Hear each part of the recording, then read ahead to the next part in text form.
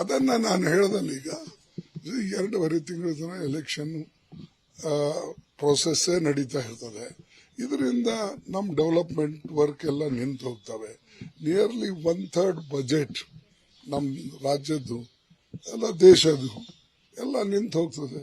ಇಷ್ಟೊಂದು ಲಾಂಗ್ ಅದು code of conduct ಹಾಕಿ ಬೇರೆ ಕಡೆನೂ ಎಲೆಕ್ಷನ್ ನಡೀತಾವೆ, ಬಟ್ ಈ ಕೋಡ್ ಆಫ್ ಕಂಡಕ್ಟ್ ಈ ರೀತಿಯಾಗಿ ಇರೋದಿಲ್ಲ. ಅವ್ರ ಕೆಲಸನೂ ನಡೀತಿರ್ತದೆ, ಆ ಕಡೆ ಡೆವಲಪ್ಮೆಂಟ್ ವರ್ಕ್, ಇನ್ಫ್ರಾಸ್ಟ್ರಕ್ಚರ್ ಎಲ್ಲ ನಡೀತದೆ. ಇನ್ನೊಂದು ಕಡೆ ಎಲೆಕ್ಷನ್ ನಡೀತದೆ. ಇಲ್ಲಿ ನೀವು ಎಲೆಕ್ಷನ್ ಅಂದ್ರೆ ಕೆಲಸ ಮಾಡಬೇಡಿ, ಡೆವಲಪ್ಮೆಂಟ್ ಮಾಡಬೇಡಿ, ಇನ್ಫ್ರಾಸ್ಟ್ರಕ್ಚರ್ ಮುಂದಕ್ಕೆ ಒಯ್ಯಬೇಡಿ.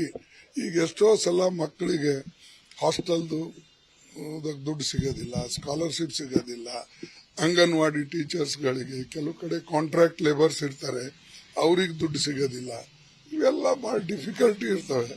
ಬಟ್ ಅವ್ರೇನು ಯಥಾ ಪ್ರಕಾರ ಮೊದಲ ಮೇದಾಗ ಮುಗಿಸ್ತಿದ್ರು. ಅಟ್ಲೀಸ್ಟ್ 3-4 ರಿಸಲ್ಟ್ ಬಂದಿದ್ರೆ ಭಾಳ ಜನರಿಗೆ ಉಪಕಾರ ಆಗೋದಿತ್ತು. ಬಟ್ ಅವ್ರು ಮಾಡೋದಿಲ್ಲ. ಅವರು ಕಂಪ್ಲೀಟ್ ಆಗಿ ಯಾವ್ಯಾವ ಸ್ಟೇಟ್ ಹೋಗಿಲ್ಲ ಅಥವಾ ಯಾವ್ಯಾವ ಜಿಲ್ಲೆ ಅವರು ಭೇಟಿ ಕೊಟ್ಟಿಲ್ಲ, ಅದು ಪೂರ್ಣ ಮುಗಿಸ್ಬೇಕು ಅಂತ ಹೇಳಿ ಇಷ್ಟೊಂದು ಉದ್ದ ಟೈಮ್ ಟೇಬಲ್ ಹಾಕಿದ್ದಾರೆ.